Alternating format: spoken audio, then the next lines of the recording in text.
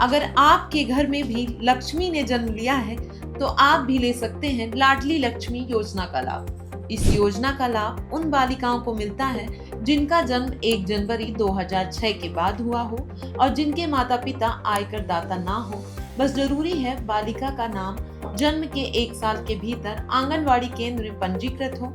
सरकार बालिका को शिक्षा के हर पड़ाव में आर्थिक सहायता देती है और 21 साल की उम्र पूरी होने पर 1 लाख रुपए की राशि प्रदान करती है। आवेदन के लिए जरूरी दस्तावेज जन्म प्रमाण पत्र, निवास प्रमाण पत्र, आधार या राशन कार्ड, बैंक पासबुक की फोटोकॉपी और बालिका का फोटो होना अनिवार्य है। आप आवेदन अपने पास के गांव मोहल्ले के आंगनबाड़ी केंद्र में कर सकते हैं। यदि आप ऑनलाइन आवेदन करना चाहते हैं तो स्क्रीन पर दिए गए वेबसाइट पर जाकर आवेदन कर सकते हैं। और भी खबरों के लिए विजिट कीजिए nationmirror.com और प्ले स्टोर से इंस्टॉल कीजिए नेशन मिरर ऐप।